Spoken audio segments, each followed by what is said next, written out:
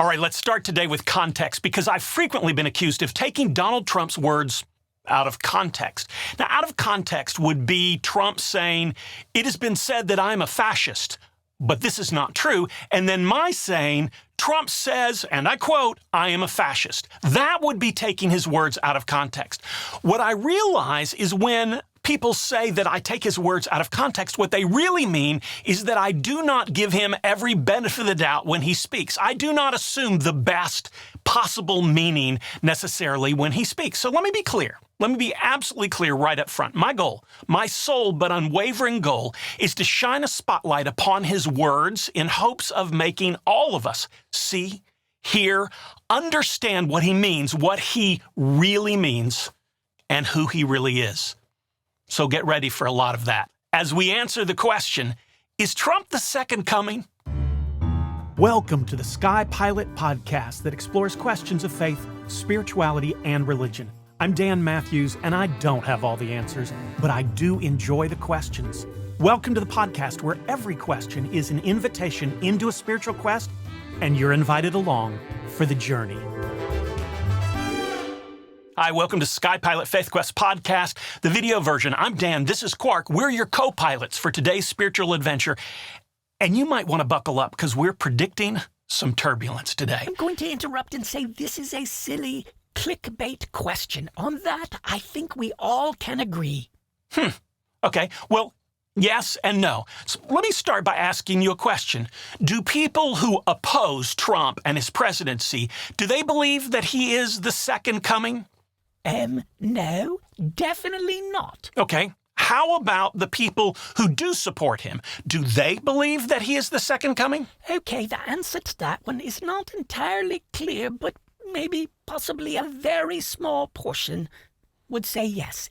Now, those questions are just kind of preliminary questions, but there are two really important questions that come and speak to directly our topic for today. First, does Trump himself believe that he's the second coming? And perhaps more importantly, before we answer that one, does he want others to believe it? Oh, okay. Those are good questions.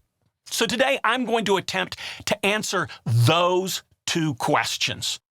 Does Trump believe it? And does he want others to believe it? So let's start by acknowledging something right up front. Trump is very gifted at not saying what he truly believes and letting others say it for him. He prefers to find someone who has said something that he knows he might be held accountable for if he said it himself, so he quotes that person and then doesn't say the words directly himself. So Trump truly is the master of plausible deniability.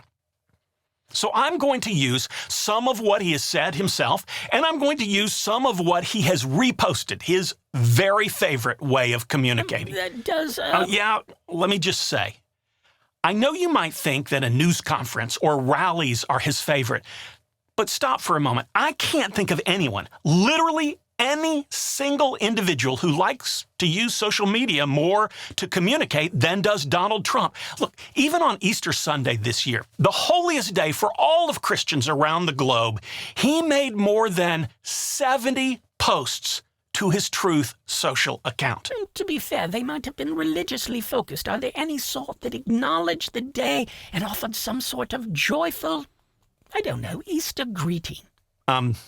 Yes, but in a very Trumpian sort of way. So this is the one, I'm going to show you the one that came the closest to that. This was posted by him, and it was in all caps. That's the way he wrote it. Happy Easter to all. Oh, that's a nice start. Including crooked and corrupt prosecutors and judges who are doing everything possible to interfere with the presidential election of 2024 and put me in prison, including those many people that I completely and totally despise because they want to destroy America, now a failing nation. Oh, that's not much of an Easter greeting, is it? No. So let's look at a Trump repost on Truth Social.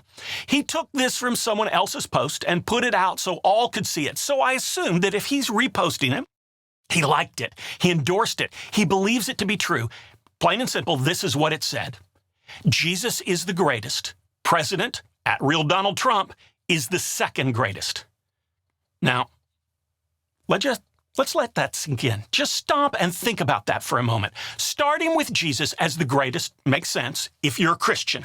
It also is clear that by choosing him, you are selecting from the possibility of all people who have ever lived. You aren't just talking about people who are alive right now, or you wouldn't have selected Jesus as number one.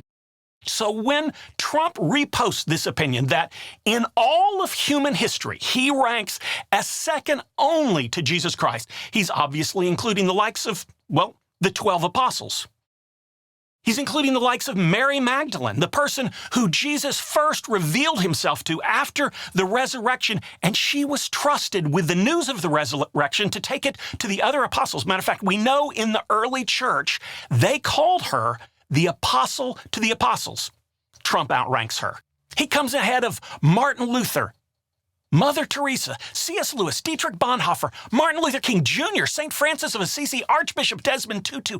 He places, according to this, ahead of all of them and every single other human who has ever lived except for Jesus Christ himself. That's what Trump himself implied when he reposted the thought. Okay, again, August 2019, Trump told reporters in reference to trade with China that I am the chosen one. He was at the time discussing trade with China, and it could be argued that he was making the argument that he was the one who had been politically chosen to bring about a deal. But there are two things I want to point out at this point. First, when he said it, he looked skyward in an obvious reference to some sort of divine selection. Now, people might say, oh my goodness, he was making a joke. Well, let me hold this up. Let's just take a moment and assume that any person in politics said this other than Trump. What if Biden, Harris, or Obama were heard to have said this while looking skyward? I am the chosen one. Would the same people who go, oh, you should not pay any attention to that when Trump says that, would they say it if those other people said it? Would it have been received and interpreted the same way as when Trump said it? He also shared tweets, posts that describe him as the King of Israel and the second coming of God. Now, first of all, the background of this particular post that he is reposting is that someone is making the point that Israel adores him, Israel loves him, and that the Jews of the United States need to get on board. So this particular post I reference says that the people of Israel love Donald Trump like he is the King of Israel. They love him like he is the second coming of God. Now, let me be clear about two things.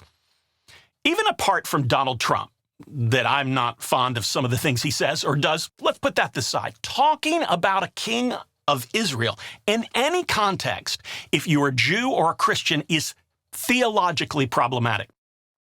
In the Bible, it is really clear that God does not want the Israelites to have a king ever, and his reason is because having a king implied a rejection of God's providence over Israel as their one and only true king. Here's from 1 Samuel. And the Lord said to Samuel, listen to all the people are saying to you. It is not you they have rejected, but they have rejected me as their king. Again, referring to anyone as like the King of Israel is theologically and scripturally problematic, yet Donald Trump reposts it. And what person decided to say that the people of Israel love Trump like he is the second coming of God? Really? And just out of curiosity following that, who's the first coming of God? Oh, come on, Dan, don't be dense. Of course, the first coming of God would be Jesus. Yeah, to a Christian, that's absolutely true, yes. But to Jews in Israel? Oh, no, I guess not.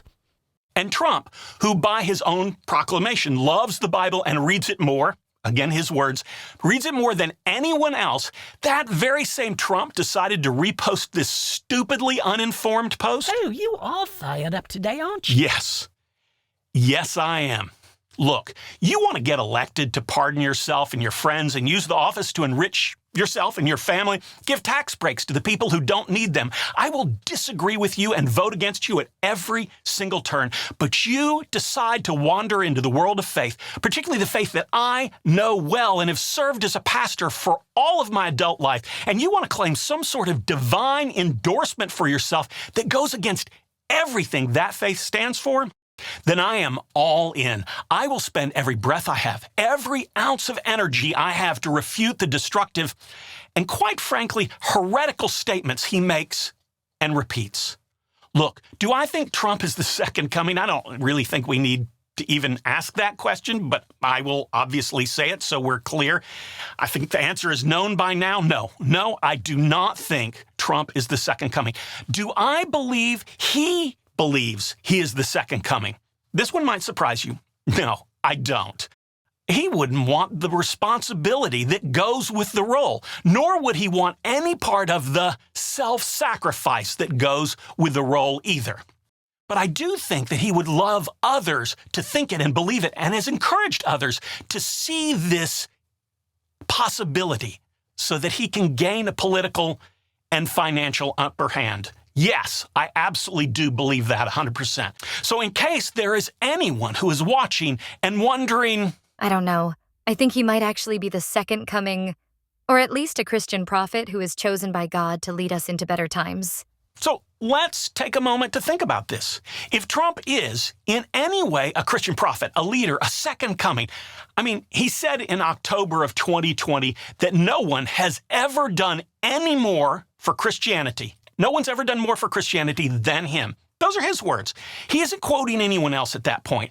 Now, we will assume that he said this skipping over Jesus, or assuming that everyone just knew that Jesus ultimately did more for Christianity than anyone else who's ever lived. We will give him the benefit of the doubt and assume that the man who claims that he has done more for Christianity than anyone else forgot to mention Jesus.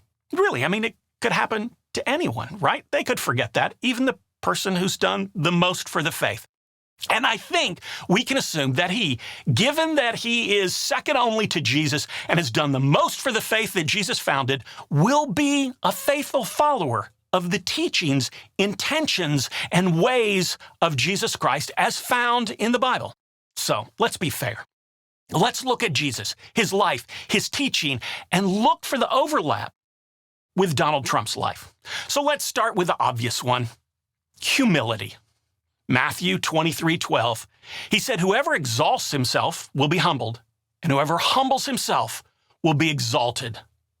I'm really rich. I'm really successful. I'm really rich. I'm really successful. I'm really rich. I'm really successful. The greatest jobs president that God ever created. Where I could stand in the middle of Fifth Avenue and shoot somebody and I wouldn't lose any voters, okay? Wow. It's really uncanny how much he sounds just like Jesus, isn't it?